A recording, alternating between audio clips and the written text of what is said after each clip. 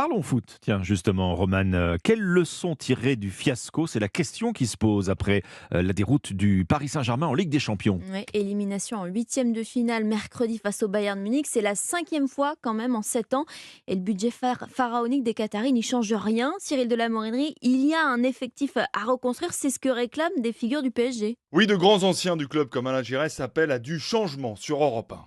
Il y a beaucoup de choses à remettre en place. Vous ne pouvez pas passer les saisons telles qu'elles se déroulent de la même façon chaque année. L'ancien entraîneur du PSG pointe du doigt la faiblesse de l'effectif comparé par exemple à celui du Bayern Munich. Derrière les stars, des joueurs moyens. Ça doit être un effectif de très haut niveau. Vous vous rendez compte? Sané, Mané, Gnabry qui rentrent. Ils étaient sur le banc. Et malheureusement, Paris, il faut entrer des jeunes joueurs. La question de l'avenir de Christophe Galtier à la tête de l'équipe se pose aussi. Pour notre consultant Jimmy Algerino, un nouvel entraîneur doit être nommé.